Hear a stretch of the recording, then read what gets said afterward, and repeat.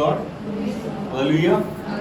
परमेश्वर का धन्यवाद करते हैं। असेंबली ऑफ लिबर चर्च बादली में आप सबका स्वागत है और हम परमेश्वर का धन्यवाद करते हैं कि परमेश्वर हमें हर हफ्ते अपने कलाम से भर रहा है, अपनी शिक्षाओं से हमें शिक्षित कर रहा है ताकि हम इस बाइबल की गहरी गुण बातों को सीख सके, समझ सके। और परमेश्वर का पवित्र आत्मा ही है जो हमारी बुद्धि को खोलकर हमें ये बातें सिखा रहा, समझा रहा है। हालेलुया। प्रभु का धन्यवाद करते हैं। हम इन दिनों में सीख रहे हैं पर्व के विषय में, उन 7 पर्वों के विषय में जो प्रभु यीशु मसीह ने मूसा को ये पर्व के विषय में कहा कि इजराइलियों से या मेरे लोगों से कहना कि वो समय समय पर इन पर्वों को बनाया करे। करीब करीब 6 पर्व हम समझ सके हैं, सीख सके हैं इस बात को बाइबल से कि परमेश्वर की पवित्र आत्मा ने हमारी मदद करी है। आज हम उस 7वें पर्व को, यानी जो आखिरी पर्व मूसा को दिया गया, उसके विषय में सीखेंगे। और ये पर्व जो है झोपड़ियों का पर्व है। Praise the Lord. कैसा लग रहा है ना, अलग से झोपड़ियों की बातें है यार, ये झोपड़ियों का पर्व।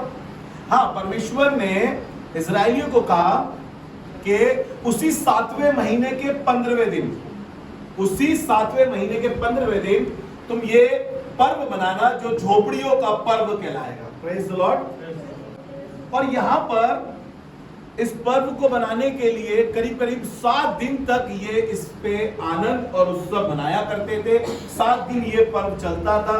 ये 15 तारीख से लेकर 21 तारीख तक फुल एंजॉय करते थे, इस पर्व को मनाते थे। इस पर्व में जो इनको हिदायत थी, जो इनको बोला गया था कि अपने घरों से निकलकर, इस बात को याद रखना कि मैं मिस्र की गुलामी से तुम्हें लेकर आया हूं और तुम्हारी पीढ़ी पीढ़ी को यह बात याद हो कि तुम वहां से निकलकर, अब जब तुम मिस्र की गुलामी से निकलकर उस दूध और मधु की धारा के शहर में आ गए हो, अब एक काम करना, उस मुल्क के कनान से निकलकर फिर से आना और अपने लिए झोपड़ियां बनाना जंगल में, और उनको पेड़ों से और पत्तों से सजाना ताकि मालूम हो तुम्हें कि तुम्हारा परमेश्वर 40 साल तक जंगल में तुम्हारी रहनुमाई करता रहा, जंगल में तुम्हें चट्टान से पानी पिलाया, तुम्हारे कपड़े गंदे नहीं हुए, तुम्हारे जूते फटे नहीं, तुम्हारे पैरों पे कभी सूजन नहीं आई। उन 40 दिनों को याद करना, कहीं तुम भूल जाओ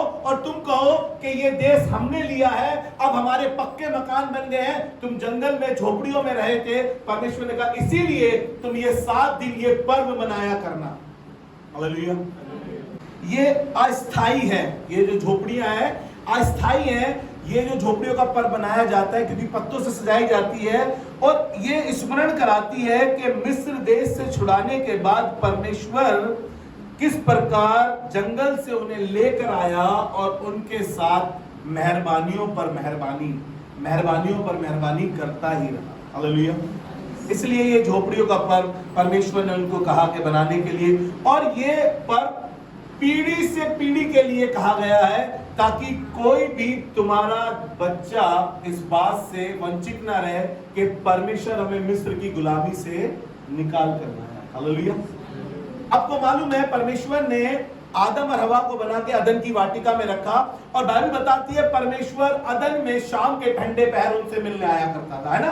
हम सबको मालूम है ना ये बात बाइबल पढ़ने वालों को कि परमेश्वर उनसे मिलने आता था। परमेश्वर को मनुष्यों के साथ रहना अच्छा लगता था क्योंकि उसने अपने में से ही अपने नथनों की सांसें देकर अपनी सकल सूरत में, अपनी समानता में मनुष्य को बनाया, उत्पत्ति 1:26 के मुताबिक। और परमेश्वर उसके साथ रहने में इंटरेस्टेड था, उसको अच्छा लगता था। कोई था जो उसके जैसा था, कोई था जो उसके जैसा था। वो बात अलग है कि मनुष्य बिगड़ गया और सबने अपने अपने रास्ते बना लिए। लेकिन आज भी परमेश्वर की योजना है, इसलिए वो झोपड़ियों का पर्व आज भी इजरायली समाज के लोग, यहूदी लोग यरूशलेम में आकर आज भी इन पर्वों को बनाते हैं। चाहे वो कहीं भी रहते हो, आज भी आकर इन पर्वों को बनाते हैं कि हमारे बाप दादाओं को परमेश्वर ने मिस्र की गुलामी से निकाल कर हमें यहां तक लाया। आज भले ही बड़ी बड़ी कोठियां हो, भले ही बड़े बड़ी चीजें हो, आपको पता है, लेकिन वो आज भी आकर ऐसा करते हैं, इस पर्व को सेलिब्रेट करते हैं। और परमेश्वर ने आदम के साथ रहना अच्छा समझा, लेकिन लोग बिगड़ गए, लोगों ने अपने रास्ते ले लिए, अपनी अपनी जगहें बना ली, अपने अपनी जगहों पे फर्क फर्क जगहों पर रहने लगे। लेकिन परमेश्वर की प्लानिंग जो थी वो आज भी वही है, वो मनुष्यों के साथ रहने में इंटरेस्टेड है, आज भी उसको मनुष्यों के साथ रहना अच्छा लगता है, मजा आता है। हालेलुया। इसीलिए हम जब भी आराधना करते हैं, हम कलीसिया में इकट्ठे होते हैं। आपको मालूम है ये वो तंबू है जो परमेश्वर आज भी हमें झोपड़ियों की तरह हम इकट्ठे होकर इस पर्व को मना रहे हैं।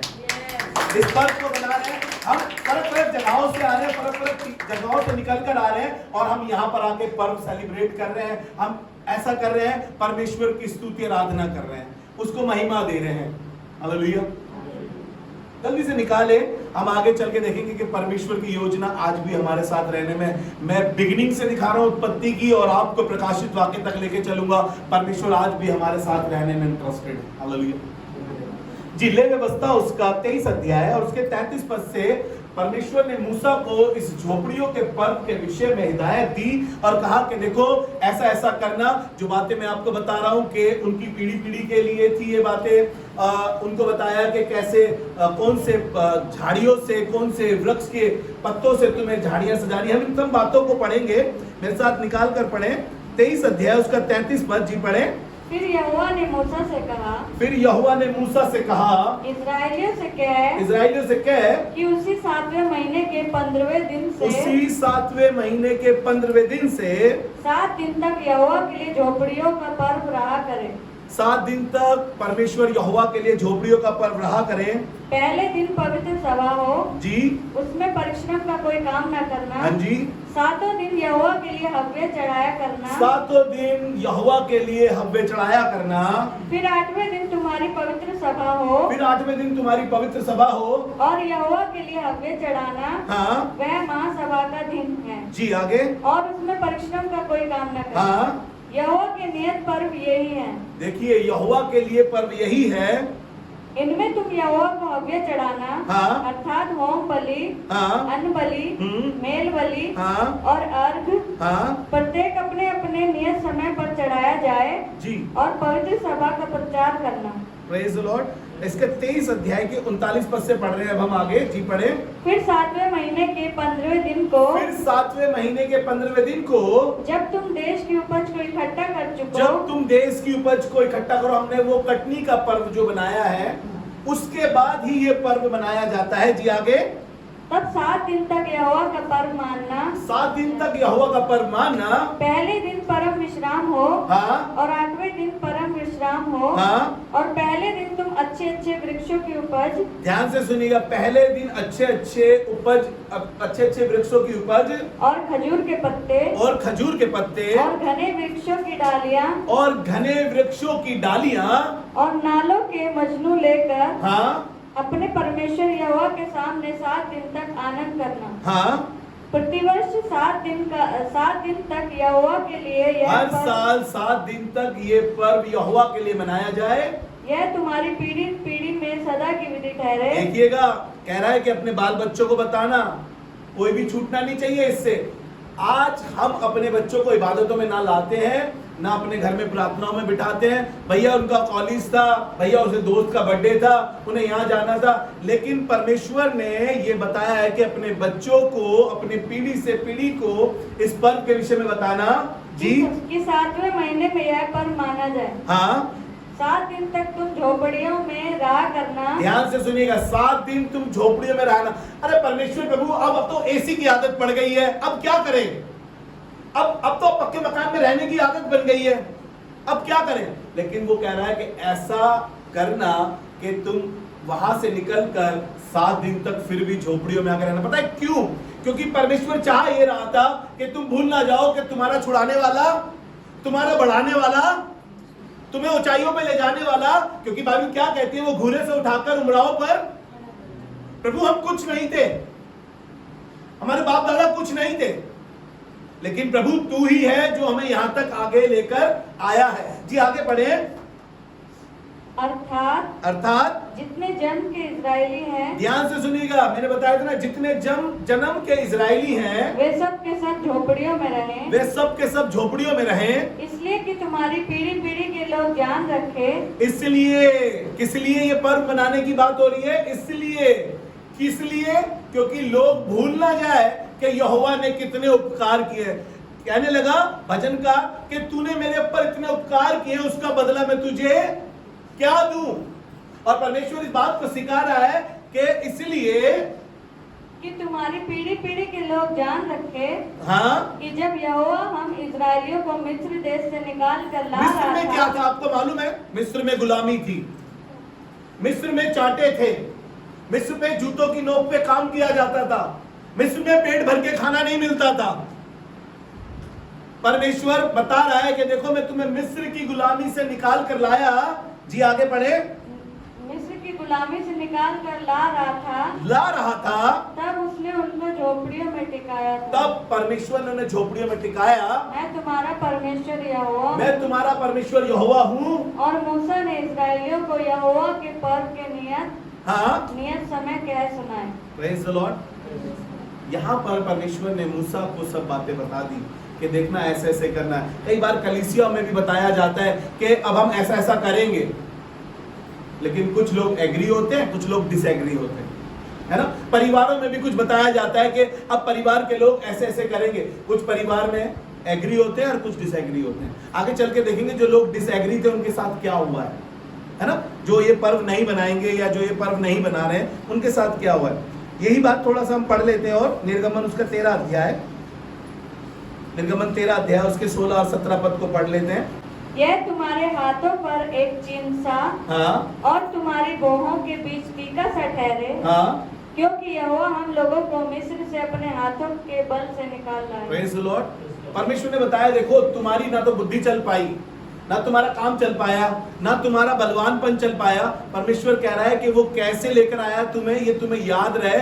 इसको अपने आंखों की औकट बना लो या आड़ बना लो, और अपने आंखों के बीच में जैसे टीका होता है, साफ दिखाई देता है ना। वो किसी के टीका लगा हो तो दूर से दिख जाता है ना, चाहे किसी भी रंग का हो, है ना, किसी भी रंग का हो वो टीका साफ दिख जाता है। इसीलिए परमेश्वर कह रहा है अपनी आंखों के बीच की इसको आड़ बना लेना, और तुम्हें मालूम हो कि तुम्हारा परमेश्वर यहोवा मिस्र की गुलामी से निकाल लाया। आगे जब फिरौन ने लोगों को जाने की आज्ञा दे दी, तब यद्यपि फलिस्तियों के देश में होकर जो मार्ग जाता है वह छोटा था, तो भी परमेश्वर यह सोचकर उनको उस मार्ग से नहीं ले गया कि कहीं ऐसा ना हो कि जब ये लोग लड़ाई देखे तब पछताकर मिस्र को लौट जाएं। Praise the Lord.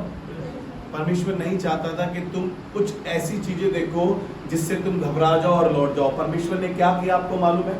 मिस्र से निकलना आसान नहीं था।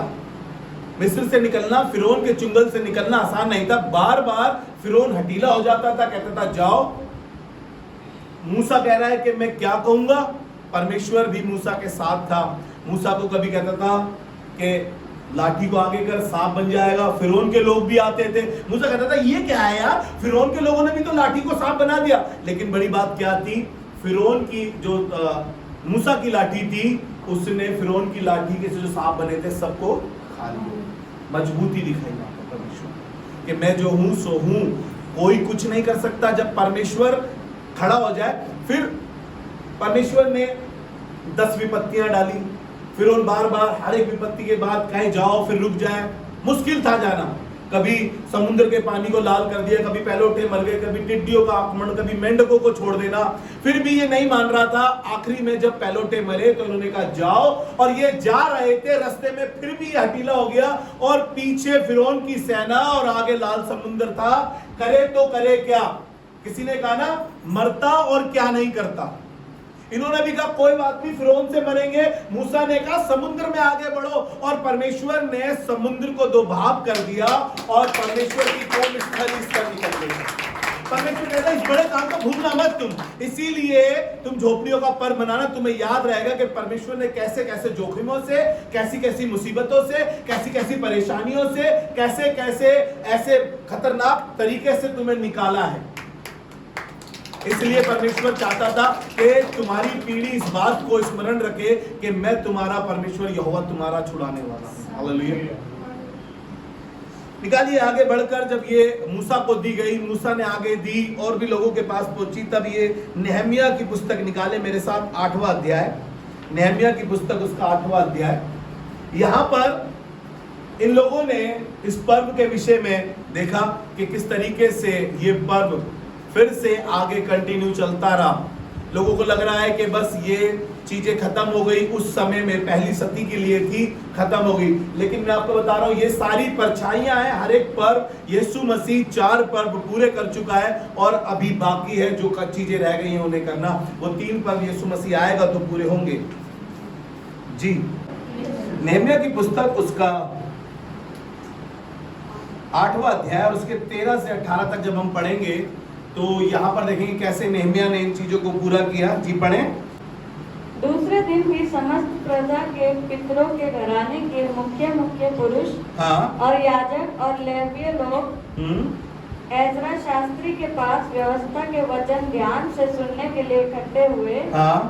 उन्हें व्यवस्था में यह लिखा हुआ मिला, उन्हें व्यवस्था में ये लिखा हुआ मिला कि यहोवा ने मूसा के द्वारा यह आज्ञा दी थी। हाँ, ये आज्ञा है मूसा के द्वारा दी गई कि इजरायली 7वें महीने के पर्व के समय झोपड़ियों में रहा करें, झोपड़ियों में रहा करें और अपने सब नगरों और यरूशलेम में यह सुनाया, और अपने सब नगरों और यरूशलेम में ये सुनाया और प्रचार किया जाए, और प्रचार किया जाए पहाड़ पर जाकर जैतून, पहाड़ पर जाकर जैतून, तेल वृक्ष, मेहंदी, खजूर और घने घने वृक्षों की डालियां ले आकर। फिर से ये अब एक और पीढ़ी के बाद ये बात बताई जा रही है, कह रहे हैं कि झोपड़ियों में रहना और कैसे कैसे पेड़ों से, घने पेड़ों से इस झोपड़ियों को बनाना चाहिए। आगे, अतः सब लोग बाहर जाकर डालियां ले आए और अपने अपने घर की छत पर और अपने अपने घर की छत पर और अपने आंगनों में और परमेश्वर के भवन के आंगनों में और जल फाटक के चौक में जी और एप्रेम के फाटक के चौक में झोपड़ियां बना ली। जी, वरन सब मंडली के लोग जितने बंधुआई से छूट कर लौट आए थे झोपड़ियां बनाकर उनमें रहे। जी, नून के पुत्र यहोशू के दिनों से। ध्यान से सुननेगा, यहाँ से सुनाऊंगा आपको। बहुत बार मैंने यहोशू के बाद लोगों ने अपने बच्चों को परमेश्वर के बारे में बताना भूल गए, छोड़ दिया। यहाँ से मैं आज पढ़ाऊंगा आपको। यहाँ पर ऐसा लिखा है कि पढ़ें। नून के पुत्र यहोशू के दिनों से लेकर उस दिन तक इस्राएलियों ने ऐसा नहीं किया था। ध्यान से सुनिएगा, यहोशू के जाने के बाद इस्राएलियों ने ये पर्व नहीं बनाया। यहोशू वो था जो मूसा का पर्सनल टहलुआ था और परमेश्वर ने इससे बातें करी, कहा कि मैं इस पीढ़ी से नहीं, अब ये नेक्स्ट पीढ़ी उस मुल्क के कनान में जाएगी। और यहोशू वहां के लिए एक वो योद्धा बना जो परमेश्वर के लोगों को उस मुल्क के कनान में ले गया। और यहोशू के जाने के बाद अब लोगों ने अपने घर में ना तो यहोवा परमेश्वर की बातें करी जा रही है और ना उस पीढ़ी के लोग अब इन पर्वों को बना रहे। जी पढ़ें। उस समय बहुत बड़ा आनंद हुआ। फिर पहले दिन से अंतिम दिन तक एजरा ने प्रतिदिन परमेश्वर की व्यवस्था की। फिर एजरा के पास आगे जब एजरा नबी आया तब ये सिलसिला दोबारा शुरू हुआ। तब लोग एजरा के पास आकर उन पुस्तकों को पढ़ने लगे। जी पढ़ें। वे 7 दिन तक पर्व को मनाते रहे और 8वें दिन नियत के अनुसार महासभा हुई। Praise the Lord. कहानी गड़बड़ हो गई। मैं आपको कहना मांगता हूँ, अपने घरों में यहोवा के गीत गाने ना छोड़ें, यहोवा के लिए बताना ना छोड़ें। उस परमेश्वर के बारे में अपने बच्चों को बताएं, अपने खानदान में जहां बता सकते हैं वहां तक बताने की कोशिश करें, क्योंकि कोई ऐसा ना हो जो परमेश्वर को ना जानता हो। उसके बाद आप पढ़ेंगे यहोशू के बाद बड़े उल्टे सीधे काम होने लगे। परमेश्वर ने इजराइलियों को फिर से छोड़ दिया। वो फिर से अपनी मनमानी करने लगे। कोई घृणित काम करने लगा, कोई मूर्ति पूजा करने लगा, कोई बाल के देवताओं के पास जाने लगा। कुछ ना कुछ करते रहे सब लोग। लेकिन एजरा ने फिर से इन पर्वों के बारे में बताया।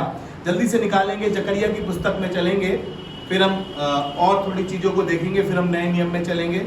जकरिया और यशाया से और इन चीज़ों को देखते हैं हम। जकरिया की पुस्तक उसका 14 अध्याय उसके 16 पद से पढ़ रहे हैं 19 पद तक। जी पढ़ें। तब जितने लोग यरूशलेम पर चढ़ने वाली सब जातियों में से बचे रहेंगे, हाँ जी, वे प्रति वर्ष राजा को अर्थात सेनाओं के यहोवा को दंडवत करने हाँ, और झोपड़ियों का पर्व मानने के लिए यरूशलेम को जाया करेंगे। Praise the Lord. आज भी यहूदी लोग इस झोपड़ियों के पर्व को बनाते हैं, भले ही वो आलीशान मकानों में रहते हो, महलों में रहते हो, लेकिन आज भी ये झोपड़ियों का पर्व बनाया जाता है, क्योंकि ऐसा लिखा है। जी पढ़े आगे। और पृथ्वी के कुलों में से, और पृथ्वी के कुलों में से जो लोग यरूशलेम में राजा, जो यरूशलेम में राजा अर्थात सेनाओं के यहोवा को दंडवत करने के लिए ना जाएंगे, जो दंडवत करने नहीं जाएंगे इस पर्व में, जी उनके यहाँ वर्षा ना होगी। उनके यहाँ वर्षा नहीं होगी। सोनिए, वर्षा क्या है? वर्षा दिखाती है परमेश्वर की पवित्र आत्मा को, एक बारिश की तरह, एक अग्नि के समान, या गिर जाए मुझ पर एक चादर के समान। बारिश पवित्र आत्मा को, बारिश भेज, बारिश भेज, पवित्र आत्मा को दिखा रहे। वो कह रहा है कि उन पर बारिश ना होगी। जी आगे। यदि मिस्र का कुल वहाँ ना आए, यदि मिस्र का कुल वहां ना आए, तो क्या उन पर वह मरी ना पड़ेगी? तो क्या उन पर वो मरी ना पड़ेगी? जिससे यहोवा उन जातियों को मारेगा, जिनसे यहोवा उन जातियों को मारेगा, जो झोपड़ियों का पर्व मानने के लिए ना जाएंगे। जो झोपड़ियों का पर्व मानने के लिए ना जाएंगे। परमेश्वर आज भी चाहता है कि ये पर्व मनाए जाएं। आज भी परमेश्वर को इस बात में इंटरेस्टेड है कि मैं अपने लोगों के साथ रह सकूं और मेरे लोग जान सके कि मैं उनका परमेश्वर हूं। लोगों ने एक बार क्या किया, जब शाऊल को परमेश्वर ने राजा बनाया था और शाऊल जब बिगड़ गया और परमेश्वर ने कहा मैंने तुझे राजा होने के लिए तुच्छ जाना है, तो लोगों ने क्या किया था आपको मालूम है? लोगों ने मांग की कि हमें एक राजा दे, और उन्होंने एक बछड़ा बना लिया अपने लिए। तब परमेश्वर ने कहा इन्होंने मुझे नहीं, सैमुएल से कहा इन्होंने तुझे नहीं, वरन मुझे ही तुझ जाना अपना राजा होने के लिए। परमेश्वर राजा था, वो राजा है, और वही राज्यकर्ता परमेश्वर है। वही राज्यकर्ता परमेश्वर है और कोई राजा नहीं है। जी आगे बढ़े जल्दी से इसको। यह मिस्र का और उन सब जातियों का पाप ठहरेगा, हाँ, जो झोपड़ियों का पर्व मानने के लिए ना जाएंगे। जी। उस दिन घोड़ों की घंटियों पर भी हाँ, यह लिखा रहेगा, घोड़ों की घंटियों पर भी ये लिखा रहेगा, यहोवा के लिए पवित्र, यहोवा के लिए पवित्र, और यहोवा के भवन की हाँ, हांडियां उन कटोरों के तुल्य पवित्र ठहरेगी, जी, जो वेदी के सामने रहते हैं। हालेलुया। सब चीजें पवित्र ठहरेंगी। जल्दी से देखिए, यदि तुम मुझ में बने रहो और मेरी बातें तुम में बनी रहे, जो चाहे मांगो तुम्हें मिल जाएगा। परमेश्वर चाहता ये था कि हम परमेश्वर में सदैव बने रहें, हम उसमें चलते फिरते रहें। परमेश्वर ने हमें फिर से यूहन्ना में इस बात को सिखाया, 15वां अध्याय उसके 5वें पद से 6ठे पद से 7वें पद में जब हम पढ़ते हैं, यदि तुम मुझ में बने रहोगे तो बहुत फलवंत होगे। और यहाँ पर हमने देखा है कि वो कह रहा है यदि जो ये पर्व नहीं बनाएगा उन पर बारिश नहीं होगी। जल्दी से चलते हैं इस प्लान को समझने के लिए। परमेश्वर के जो परमेश्वर चाहता है, जो आदम के समय से आदम के साथ रहना पसंद था, जिसने यीशु मसीह को फिर से बलिदान करने के लिए भेजा, ताकि आदम ने जो गुनाह किया है, फिर से परमेश्वर संसार में आया, फिर से यीशु मसीह शरीर में आया और शैतान के कामों को नाश किया। और लिखा है यूहन्ना रचित सुसमाचार उसका पहला अध्याय उसके 14वें पद में लिखा है, और परमेश्वर, निकाल के पढ़े जल्दी से, लिखा है कि देखो परमेश्वर की ऐसी महिमा कि उसका एक लौता पुत्र, कैसा, निकाल के पढ़ लीजिए, अच्छा लगेगा आपको। और वचन देहधारी हुआ, और वचन देहधारी हुआ, और अनुग्रह और सच्चाई से परिपूर्ण होकर, हाँ, हमारे बीच में डेरा किया। हालेलुया। कैसे किया? डेरा किया। सच्चाई से परिपूर्ण होकर प्रभु यीशु मसीह शरीर में फिर से आए और मनुष्य के साथ डेरा किया, क्योंकि अलगाव हो गया था। आदम ने गुनाह किया, पाप किया, डिसएग्री हुआ, अलगाव हो गया। अब परमेश्वर और आदम की मुलाकात नहीं होती है, लेकिन यीशु मसीह फिर से पिक्चर में आया। परमेश्वर बाप खुद बेटा बनकर आया, क्योंकि उसको तो अपने लोगों के साथ रहना अच्छा लगता था। वो नहीं चाहता था कि किसी प्रकार से कोई अलगाव, वो नहीं चाहता किसी प्रकार से कोई मुझसे दूर, क्योंकि बाइबल बताती है जो मुझसे दूर रहेंगे वो अचानक से नष्ट हो जाएंगे। परमेश्वर नहीं चाहता कि कोई नष्ट हो, परमेश्वर नहीं चाहता कि कोई नाश हो। इसीलिए परमेश्वर ने फिर से योजना करी और यीशु मसीह को पिक्चर में भेजा, बाप खुद बेटा बनकर आया। हालेलुया। लेकिन लोगों ने परमेश्वर के साथ रहना नागवार समझा। यीशु मसीह से लोग चिढ़ने लगे, उसको बुरी बुरी बातें कहने लगे, उसको धिक्कारने लगे। यीशु मसीह ने बहुत से एग्जाम्पल दिए कि देखो खेत के मालिक ने अपने बेटे सेवक को भेजा, उन्होंने सेवकों को मार के भगा दिया। फिर उसने बोला उसने अपने बेटे को भेजा। लोगों ने कहा ये तो बारिश है, इसको खत्म कर दो। लोगों ने यीशु मसीह को मार डाला, लेकिन परमेश्वर की प्लानिंग फिर भी खत्म नहीं हुई। परमेश्वर फिर भी चाहता है कि वो मनुष्य के साथ रह सके। उसकी प्लानिंग अभी भी यही है कि वो अपने लोगों के बीच में रह सके। लेकिन जरूरत हमारे को है कि हम परमेश्वर में बने रहें और उसकी बातें हम में बनी रहें। हालेलुया।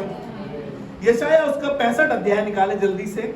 यशाया उसका 65 अध्याय और उसके 17 पद से पढ़ेंगे। देखिए परमेश्वर की योजना है कि फिर से नया यरूशलेम करेगा, नई पृथ्वी होगी, नया आकाश होगा, और जहां पर शेर के साथ बकरी खाना खाएगी और परमेश्वर का डेरा मनुष्यों के बीच में फिर से होगा।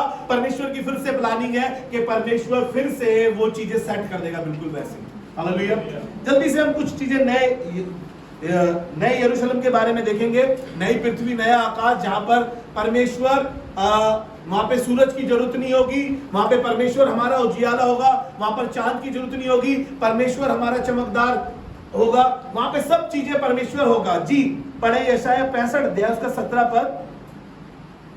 क्योंकि देखो मैं नया आकाश और नई पृथ्वी उत्पन्न करता हूँ, नई पृथ्वी उत्पन्न करता हूँ, और पहली बातें स्मरण ना रहेगी, अब पहली बातें स्मरण ना रहेगी, और सोच विचार में भी ना आएंगी, और सोच विचारों में भी नहीं आएगी। कौन सी बातें? जो लोगों ने यीशु मसीह के साथ किया, जो लोगों ने डिसएग्री हुए उस पर्व को बनाने में, कह रहा वो पहली वाली बातें नहीं होगी। जी आगे। इसलिए जो मैं उत्पन्न करने पर हूँ, उसके कारण तुम हर्षित हो, उसके कारण तुम हर्षित खुशी हो, और सदा सर्वदा मगन रहो, और सदा सर्वदा मगन रहो। वो 7 दिन वो आनंद बनाते थे जब झोपड़ियों के पर्व में रहा करते थे, उस उत्सव को बनाते थे। अब परमेश्वर कह रहा है फिर से मैं नया यरूशलेम होगा, नई पृथ्वी होगी, नया आकाश होगा, और तुम्हारा आनंद और तुम्हारी खुशी कम नहीं होगी। जी आगे। क्योंकि देखो मैं यरूशलेम को मगन और उसकी प्रजा को आनंदित बनाऊंगा, मगन और आनंदित बनाऊंगा, और मैं आप यरूशलेम के कारण मगन और अपनी प्रजा के लिए हर्षित होऊंगा। हालेलुया। परमेश्वर खुद खुश होगा, परमेश्वर खुद प्रसन्न होगा। किसके लिए? मेरे और आपके लिए, क्योंकि मैं और आप उसकी प्रजा है। जी आगे। और फिर रोने या चिल्लाने का शब्द ना सुनाई देगा, फिर रोने और चिल्लाने का शब्द सुनाई ना देगा। उसमें फिर ना तो थोड़े दिन का बच्चा, ना फिर थोड़े दिन का बच्चा, और ना ऐसा बूढ़ा जाता रहेगा, ना ऐसा बूढ़ा जाता रहेगा, क्योंकि बच्चे चले जाते हैं, कोख में चले जाते हैं। परमेश्वर कह रहा है फिर ऐसा कभी नहीं होगा। जो बच्चे पैदा होने से पहले मर रहे हैं, जो बूढ़े होने से पहले मर रहे हैं, कह रहे हैं ऐसा नहीं होगा। जी आगे। जिसने अपनी आयु पूरी ना की हो, क्योंकि जो लड़कपन में मरने वाला है वह 100 वर्ष का होकर मरेगा। Praise the Lord. आप आगे घर जाके पढ़िएगा, मैं 25 पद पढ़ा रहा हूँ, आप 17 से 25 अपने घर पे पढ़िएगा। नए यरूशलेम में बहुत खूबसूरत बातें हैं, लेकिन मैं ये 25 पद पढ़ा के आपको उत्साहित करना मांगता हूँ। जब नया यरूशलेम होगा, नया आकाश होगा, जब परमेश्वर हमारे लिए खुद वो चमकता हुआ सूरज होगा, तब क्या होगा? जी आगे पढ़े 25 पद सीधा। भेड़िया और मेमना एक संग चरा करेंगे, और सिंह बैल के समान भूसा खाएगा, और सर्प का आहार मिट्टी ही रहेगा, और सांप का आहार, उस शैतान का जो खाना होगा वो फिर वही रहेगा। सब चीजें बदल जाएंगी, लेकिन शैतान का जो उसकी जो औकात है वो वही रहेगी। वो मिट्टी चाटेगा और मनुष्य की एड़ी के नीचे ही रहेगा। हालेलुया। शैतान को परमेश्वर तब भी लताड़ेगा, वो लताड़ा हुआ है, वो हारा हुआ है, और वो हारा हुआ ही रहेगा, क्योंकि उसका कुछ नहीं बदलेगा। वो मिट्टी चाटता है और वो मिट्टी चाटता ही रहेगा। जी आगे 22 पद पढ़ लेते हैं। इसका यशाया उसका 66 अध्याय और उसका 22 पद पढ़ रहे हैं। क्योंकि जिस प्रकार नया आकाश और नई पृथ्वी जो मैं बनाने पर हूँ मेरे सम्मुख बनी रहेंगी, उसी प्रकार तुम्हारा वंश और तुम्हारा नाम भी बना रहेगा। हालेलुया। यहोवा की यही वाणी। परमेश्वर पीढ़ी दर पीढ़ी की बातें कर रहा है। कह रहा था ना कि इस पर्व को तुम्हारी पीढ़ी पीढ़ी बनाए, कोई भी इससे छूटने ना पाए। कह रहा है फिर वो नया आकाश नई पृथ्वी के वहां पर तुम्हारा जो वंश होगा वो सदैव मेरे साथ रहेगा। हालेलुया। दूसरा पतरस 3 अध्याय 13 पद। पर उसकी प्रतिज्ञा के अनुसार, पर उसकी प्रतिज्ञा के अनुसार हम एक नए आकाश और नई पृथ्वी की आस देखते हैं, नई पृथ्वी की आस देखते हैं जिनमें धार्मिकता वास करेगी, जिसमें धार्मिकता वास करेगी। हालेलुया। धार्मिकता क्या है? आप क्या सोचते हैं? भूखों को खाना खिलाना? आप क्या सोचते हैं? गरीबों में कपड़े बांटना? आप क्या सोचते हैं? धार्मिकता क्या है? धार्मिकता परमेश्वर से, बाइबल बताती है, राइट रिलेशन विद गॉड। परमेश्वर से हमारे सही संबंध हमें धर्मी बनाते हैं। आपको याद होगा ना उसके बारे में, अय्यूब के बारे में, क्या तूने मेरा दास अय्यूब को देखा है? वो धर्मी है। क्या था? परमेश्वर का भय मानता था, खराई से चलता था, परमेश्वर के लिए कुछ गुनाह ना हो जाए तो अपने बच्चों के नाम के प्रति बलिदान करता था। वही सही रिश्ता परमेश्वर से हमें धर्मी ठहराता है। और वहां पर कौन वास करेंगे? जिनका संबंध परमेश्वर से है।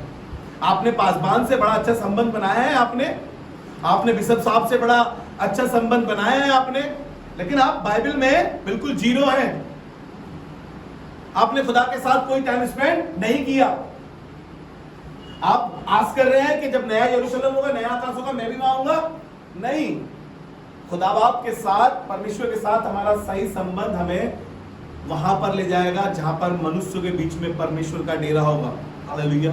और परमेश्वर उनके साथ रहना पसंद करेगा। जल्दी से आगे चलते हैं। प्रकाशित वाक्य उसका 3 अध्याय उसका 12वां पद। जी। जो जय पाए उसे मैं अपने परमेश्वर के मंदिर में एक खंभा बनाऊंगा। जो जय पाए मैं उसे अपने परमेश्वर के मंदिर में एक खंभा बनाऊंगा। और वह फिर कभी बाहर ना निकलेगा। और मैं अपने परमेश्वर का नाम और अपने परमेश्वर के नगर, हाँ, अर्थात नए यरूशलेम का नाम, हाँ, जो मेरे परमेश्वर के पास से स्वर्ग पर से उतरने वाला है। कैसे उतरने वाला है? स्वर्ग पे से। यूहन्ना बता रहा है ये बातें, यूहन्ना इन बातों को बता रहा है। देखो कैसे लोगों के लिए परमेश्वर इंतजाम कर रहा है।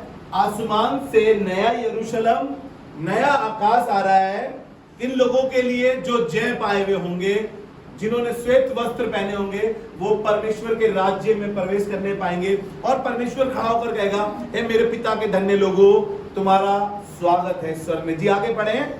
और अपना नया नाम उस पर लिखूंगा। और अपना नया नाम मैं उस पर लिखूंगा। हालेलुया।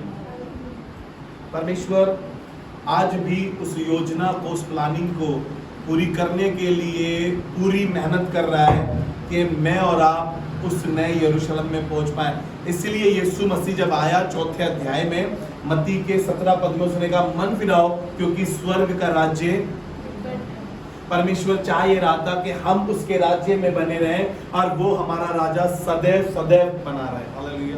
बार बार लोगों ने बिगड़ कर, बार बार लोगों ने घृणित काम कर, बार बार परमेश्वर को क्रोधित कर अपने लिए राजा बनाया, लेकिन फिर भी बार बार परमेश्वर प्लानिंग करता रहा, योजना बनाता रहा, किसी तरीके से मैं इनका राजा बना रहूं। क्योंकि जो राजा आते थे वो उन पे अत्याचार करते थे, उन पे जुल्म करते थे, लेकिन यहोवा परमेश्वर ऐसा है, वो सदा का राजा है जो सिर्फ और सिर्फ इतना चाहता है कि वो मेरे और आपके साथ रह सके। हालेलुया।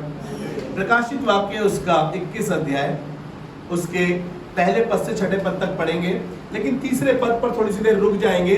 जहां से हमने स्टार्ट करा था वहीं पर चलेंगे, वापसी उत्पत्ति में। लेकिन प्रकाशित वाक्य जब 21 अध्याय में अगर आप आ गए हैं, एकदम से हम उस शुरुआती किताब से पढ़ते हुए परमेश्वर ने जो उत्पत्ति की पुस्तक लिखी है, अब हम प्रकाशित वाक्य तक आए हैं और वो नए यरूशलेम की बात कर रहा है और वो झोपड़ियों के पर्व की बात कर रहा है। वो कह रहा है कि मैं अपने लोगों के साथ रहने में आज भी इंटरेस्टेड हूँ और मैं नया यरूशलेम आकाश से भेजूंगा, नई पृथ्वी होगी, नया सब कुछ होगा और मैं उनका परमेश्वर ठहरूंगा और मैं उनके साथ रहूंगा। ये परमेश्वर की प्लानिंग है। इस तरीके से लिखा है। जी पढ़े। फिर मैंने नए आकाश और नई पृथ्वी को देखा। ये कौन है? यूहन्ना है, जो परमेश्वर का प्रिय था, यीशु मसीह का। कह रहा है फिर मैंने नया आकाश और नई पृथ्वी को देखा, नई पृथ्वी को देखा, क्योंकि पहला आकाश और पहली पृथ्वी जाती रही, पहला आकाश पहली पृथ्वी जाती रही और समुद्र भी ना रहा, और समुद्र भी ना रहा। फिर मैंने पवित्र नगर नए यरूशलेम को स्वर्ग से परमेश्वर के पास से उतरते देखा। हालेलुया। कैसे देखा? स्वर्ग से परमेश्वर के पास से नए यरूशलेम को उतरते हुए देखा। वह उस दुल्हन के समान थी, वह उन दुल्हन के समान थी जो अपने पति के लिए श्रृंगार किए हो, जो अपने पति के लिए श्रृंगार की हो। फिर मैंने सिंहासन में से किसी को ऊंचे शब्द से, मैंने सिंहासन से किसी को ऊंचे शब्द से ये कहते हुए सुना, देख देख परमेश्वर का डेरा मनुष्य के बीच में है। हालेलुया।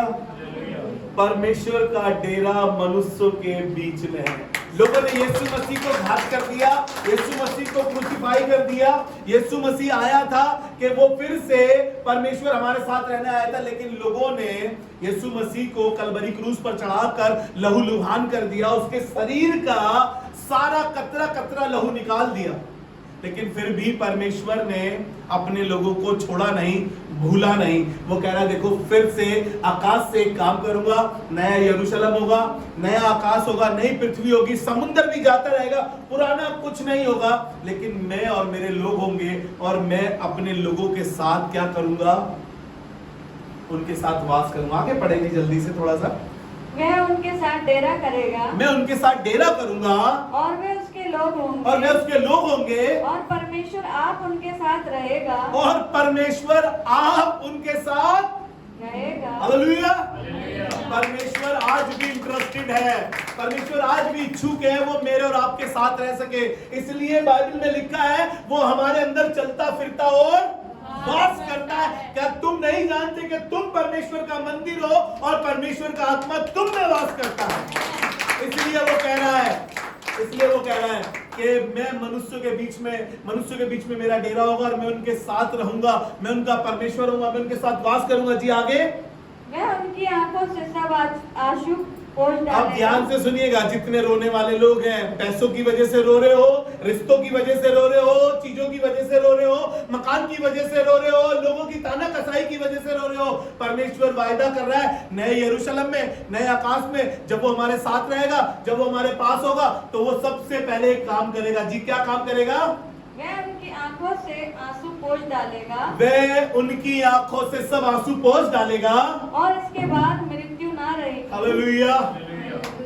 फिर परमेश्वर कह रहा अब कोई नहीं मरेगा भाई, मेरे लोग मर रहे हैं, कोई बीमारी से मर रहा है, कोई हार्ट अटैक से मर रहा है, कोई किसी बात से मर रहा है, कोई किसी का मर्डर कर रहा है, लेकिन अब बता रहा हूं जब नया यरूशलेम होगा वहां पे मृत्यु नहीं होगी, मेरे लोग सदैव सदैव मेरे साथ रहेंगे। जी आगे। और ना शोक, और ना शोक, ना विलाप। पता है शोक क्यों होता है? जब कोई अपना चला जाता है ना, जब हम रोते हैं, बहुत डिप्रेशन में आ जाते हैं, शौक होता है हमारे को। परमेश्वर कह रहा है, इससे ऊपर वाली आयत में पढ़ा है ना हमने, आपसे आंसू पोंछ दूंगा और कोई मृत्यु नहीं होगी। जब मृत्यु नहीं होगी तो शौक किस बात का होगा? जी आगे। ना विलाप, ना विलाप, ना पीड़ा रहेगी, ना पीड़ा रहेगी, पहली बातें जाती रहेगी। पहली बातें कौन सी? ये जो कलेश तुम पहले सह रहे हो, ये पीड़ा है जो तुम सह रहे हो, ये रोना पीटना आंसू बहाना जो तुम्हारे साथ पहले हो रहा है, कह रहा उस समय नहीं होगा। जी आगे। जो सिंहासन पर बैठा था, जो सिंहासन पर बैठा था, उसने कहा देख देख मैं सब कुछ नया कर मैं देता हूं। सब कुछ नया करने पर हूँ। फिर उसने कहा लिख ले क्योंकि ये वचन विश्वास के योग्य है, ये वचन विश्वास के योग्य है और सत्य है। हालेलुया। परमेश्वर सब कुछ जो कहता है वो सब सत्य है। मैं आपको थोड़ा सा वापसी ले जाना चाहता हूँ ताकि हमने जहाँ से शुरुआत करी उस बात को समझ सके। फिर से कह रहा हूँ, परमेश्वर बहुत इंटरेस्टेड था हमारे साथ रहने में, उसने बार बार मौके दिए, लोगों ने छोड़ दिया, लेकिन परमेश्वर आज भी चाहता है। उत्पत्ति उसका 3 अध्याय उसका 6 पद जब हम पढ़ते हैं, आदम और हवा ने क्या करा? परमेश्वर की आज्ञा का उल्लंघन करा, फल खाया, अलगाव हो गया। अब परमेश्वर का अदन की वाटिका में आना बंद हो गया, क्योंकि परमेश्वर ने क्या करा? अदन की वाटिका से आदम को निकाल दिया। वहां पर जीवन का फल भी था, जीवन के वृक्ष का फल भी था, और परमेश्वर ने उस जीवन के फल के वृक्ष पे क्या करा? तलवार, अग्नि में तलवारें लगा दी, उसके उसके चारों ओर स्वर्गदूत खड़े कर दिए, लेकिन परमेश्वर की प्लानिंग थी कि वो फल खा ले, क्योंकि इसीलिए तो आदम को मना किया था कि आदम को ये नहीं कहा था कि तुम जीवन के वृक्ष का फल ना खाना। परमेश्वर ने कहा था तुम बुरे और भले के ज्ञान का वृक्ष ना खाना, लेकिन जीवन के वृक्ष पे पहले कोई पहरा नहीं था, कोई तलवार नहीं थी, कोई स्वर्गदूत वहां पे तैनात नहीं था, लेकिन जीवन का वृक्ष का फल वो खा सकता था, ताकि वो परमेश्वर के साथ सदैव सदैव जीवित रहता और परमेश्वर के साथ रहता। हालेलुया। परमेश्वर को शायद फिर नया यरूशलेम बनाने की आवश्यकता ना बनती, नई पृथ्वी बनाने की आवश्यकता नहीं बनती, लेकिन परमेश्वर आज भी चाहता है कि उसके लोग ये जीवन का वृक्ष खाएं और उसके साथ सदैव जीवित रहें। हालेलुया। तब तो उसने पहरा लगा दिया, लेकिन अब वो चाहता है, तब तो उसने श्राप दे दिया, लेकिन अब उसने सब श्राप तोड़ दिए और परमेश्वर चाहता है कि ये जीवन का वृक्ष खाए। एक बार फिर से प्रकाशित वाक्य 22 अध्याय का 3 पद पढ़ लेते हैं, जहां पे परमेश्वर ने कहा कि फिर से श्राप ना होगा। फिर हम थोड़ी बातों को पढ़ेंगे। प्रकाशित वाक्य 3 अध्याय 22 अध्याय 3 पद।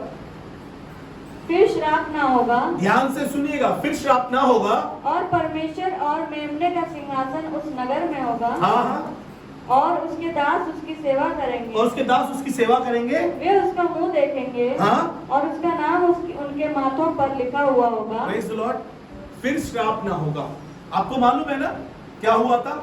परमेश्वर ने आदम को श्राप दिया था, परमेश्वर ने भूमि को श्राप दिया था। आपको मालूम है परमेश्वर ने आदम को श्राप नहीं दिया था। आदम को श्राप नहीं दिया था परमेश्वर ने, क्योंकि आदम उसकी शकल सूरत में, उसकी लाइकनेस में बनाया गया था। परमेश्वर खुद अपने आप को कैसे श्राप दे सकता था? इसलिए वो कह रहा अब श्राप ना होगा। जल्दी से निकाल कर पढ़े 3 अध्याय उत्पत्ति का, उसका 6 अध्याय, 3 अध्याय का 6 पद। जब आदम और हवा ने उस वृक्ष का फल खा लिया था, तो उसने उन्हें भले बुरे के ज्ञान की जानकारी तो मिल गई थी, लेकिन परमेश्वर ने उन्हें श्राप दे दिया था। जी पढ़े। अतः जब स्त्री ने देखा कि उस वृक्ष का फल खाने के लिए अच्छा और देखने में मनभाऊ और बुद्धि देने के लिए चाहने योग्य है, तब उसने उसमें से तोड़कर खाया और अपने पति को भी दिया, हाँ, और उसने भी खाया। तब उन दोनों की आंखें खुल गई और उनको मालूम हुआ कि वे नंगे हैं। इसलिए उन्होंने अंजीर के पत्ते जोड़ कर, हाँ, लंगोट बना लिए। जी आगे। तब यहोवा परमेश्वर, ध्यान से सुनिएगा, तब यहोवा परमेश्वर जो दिन के ठंडे समय वाटिका में फिरता था, किस लिए फिरता था? कि वो किसी तरीके से अपने लोगों से मिलने आए। जी का शब्द उनको सुनाई दिया, हाँ। तब आदम और उसकी पत्नी वाटिका के वृक्षों के बीच यहोवा परमेश्वर से छिप गए। जी, और वो भारी में उसका आवाज सुन के डर गया। उसने कहा मैं तेरी भारी में आवाज सुन के डर गया हूँ। तब परमेश्वर ने बोला कि तूने वो फल खाया? उसने कहा मैंने नहीं, हवा ने खिलाया है। हवा ने बोला मुझे सांप ने बहकाया है ना। फिर परमेश्वर ने श्राप दिए, मालूम है ना आपको ये बातें? परमेश्वर ने श्राप दिए। और 22वें अध्याय में हम पढ़ रहे हैं, प्रकाशित वाक्य में कह रहा है फिर श्राप ना होगा। उत्पत्ति उसका 3 अध्याय उसका 22 पद पढ़ दीजिए जल्दी से। फिर यहोवा परमेश्वर ने कहा, मनुष्य भले बुरे का ज्ञान पाकर, परमेश्वर ने कहा मनुष्य बुरे और भले का ज्ञान पाकर हम में से एक के समान हो गया। इसलिए अब ऐसा ना हो कि वे हाथ बढ़ाकर जीवन के वृक्ष का फल भी तोड़ ले, खा ले और सदा जीवित रहे। लेकिन देखिए परमेश्वर की योजना ये नहीं थी कि वो ना खाए। अगर आदम पहले खा लेता तो प्रॉब्लम नहीं थी। इसलिए परमेश्वर ने कहा कि परमेश्वर की जो प्लानिंग थी, नया यरूशलेम में परमेश्वर के लोग पुनः उस वृक्ष के फल को खाने के लिए योग्य होंगे और जो जीवन देता है, क्योंकि पाप का श्राप सदा के लिए उठा लिया गया है। हालेलुया। पाप का श्राप सदा के लिए उठा लिया गया, इसलिए परमेश्वर हमारे बीच में कह रहा है नया यरूशलेम होगा, मैं उनका परमेश्वर हूंगा, मैं उनके साथ रहूंगा, वास करूंगा। परमेश्वर फिर से चाहता है कि हम उसके साथ रह सके। जरूरत है कि हम झोपड़ियों के पर, अब वो तंबू बनाकर रहते हैं, अब वो कैसे भी रहते हैं। दाऊद के समय पे तंबू बनाने लगे। परमेश्वर ने दाऊद को अपनी प्रेजेंस के लिए, अपनी उपस्थिति के लिए तंबू बनाने की एक प्लानिंग बताई और बताया किस तरीके से तंबू बनाना है। आपको पता है परमेश्वर उस समय जब जंगल में इजरायली लोग रहते थे, तब भी बाइबल बताती है वो दिन के समय में बादल के खंबे के समान और रात में आग के खंबे के समान अपने लोगों के साथ रहता था। वो ना तो मुसीबत में छोड़ रहा था और कह रहा है ना मैं तुम, वो कहता है ना तो मैं तुम्हें कभी छोड़ूंगा और ना मैं तुम्हें कभी त्यागूंगा। हालेलुया। परमेश्वर की प्लानिंग समझने के लिए हमें सच में पवित्र आत्मा की आवश्यकता है। ये बातें हो सकता है ऊपर से चली जाए, लेकिन आपको बताओ जिस दिन पूरी हो रही होगी ना, उस दिन कहेंगे कलीसिया में ये बातें हो रही थी और परमेश्वर धन्यवाद करते हैं कि तू हमें बुद्धिमान बना रहा है। हालेलुया। आइए दुआ मांगे खुदावन, हम धन्यवाद करते हैं इन अच्छी बातों के लिए। परमेश्वर प्रभु, सच में खुदाबाप तू भला परमेश्वर है और तू भलाई करता है। इन सातों पर्वों के लिए परमेश्वर प्रभु तूने कलीसिया में अपनी सामर्थ को ढेला और खुदावन अपनी गहरी बातों को सिखाया। हम धन्यवाद करते हैं परमेश्वर प्रभु। खुदाबाप हमारी मदद कर कि हम उस दिन के लिए तैयार हो सके ताकि सदैव तेरे साथ जीवित रह सके। यीशु मसीह के नाम में आमीन।